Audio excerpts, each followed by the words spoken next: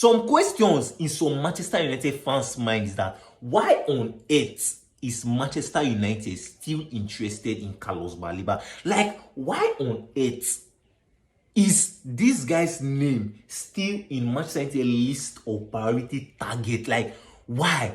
Don't these Manchester United guys, don't they have eyes? Are they not seeing what this guy is doing currently in the Premier League? Why is his name still in their list?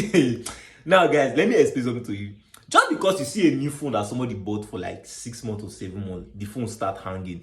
It doesn't mean that, this phone is bad though, that sold a bad phone for this guy. No, it might just simply mean that currently maybe the guy has opened so many mobile apps on his phone, or it might even be like if this guy have used, like, exhausted the memory of the phone. That might be why the phone is lagging. That's the same thing with Manchester United target Carlos Baleba. There's something I want you Manchester United fans to understand, is that currently you see Manchester United as a football team, they are evolving. Now they are evolving from the way they normally do business, which is hand-picked transfer, whereby a coach will just say, this guy, I like this guy is sharp, he can cut, then they will get him. Or where they'll say, this guy is in form, he's in top form, let us get him. Because if it was before, like the way United used to sign players before, they will not be interested in Baleba anymore. Because the way United used to sign players before is based on your form of last season, right? That is the way they normally sign players, your form of last season or hand-picked transfer. And even the form of last season and the hand-picked transfer, you could see the problem it has put Manchester United in. Like, we are still suffering from it today. Most especially, see that what Ten Hag did to Manchester United, whereby he just hand-pick, okay, get me Anthony, get me this, get me that. And you see that till now, it is currently affecting Manchester. Even Ole still has in hand, because you see Ole was the one that hand-picked Sancho, that get me Sancho. I need Sancho. Like, any year that you see that Sancho deal does not go through, you see Ole will constantly be on the phone talking to Sancho that, Sancho, my boy, what's up? Please, come to United. Don't accept any other club. So I see that all those old patterns has not been good for Manchester United. And now you see Manchester United currently, they are moving into a direction of like getting players through data. And you see Manchester United, to tell you that you see these guys, they are very serious, they are not joking. Recently, Manchester United, they have signed a new data analyst in the likes of Michael Sansoni. Now, you see this data analyst, it's not just any data analyst. No, this guy is coming from Formula One. And now, for those of you that know Formula One is like heavy on data. Like, Formula One thrives with data. Like, they don't do anything without data. To let you understand the seriousness of Manchester United and who they are getting. And now you see this Michael Sansoni. Michael Sansoni's work is to analyze the players, check the players' data from the last 3 years and what the player can become in the next 3 to 4 years.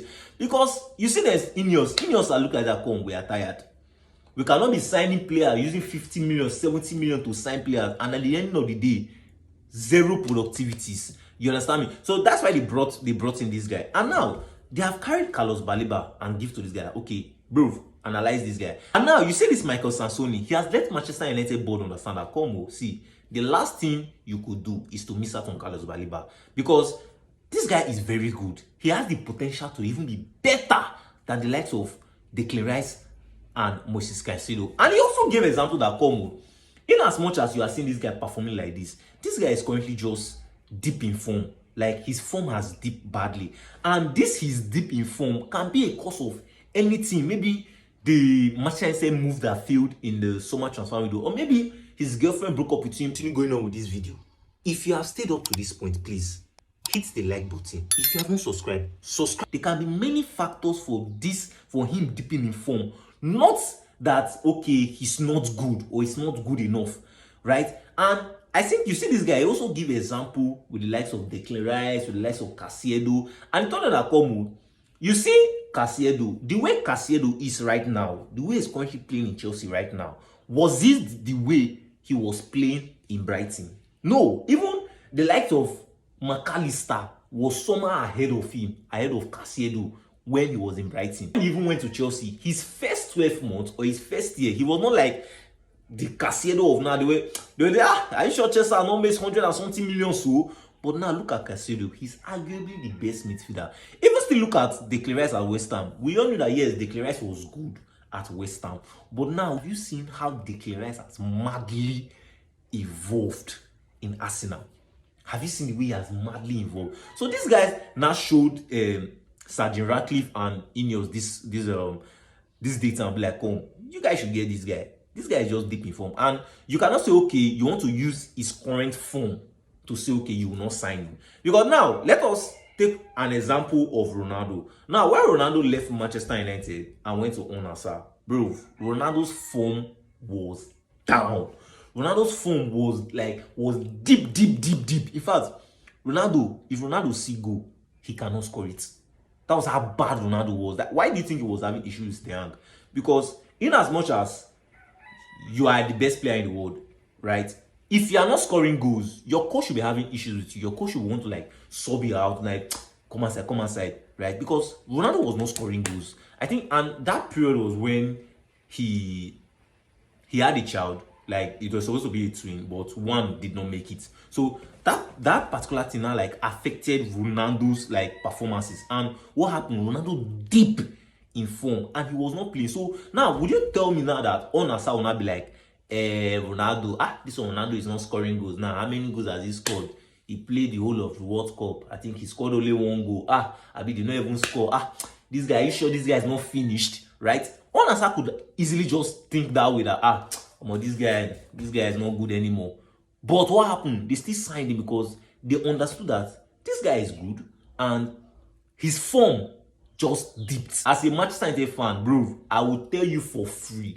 You see this new dimension, this new way that evolving into, which is using data-driven recruitment. I'll tell you that this thing will be 100% helpful for Manchester United. There are some mistakes we wouldn't have made. For example, look at Alvaro Fernandez that went to Real Madrid for about how many million, right?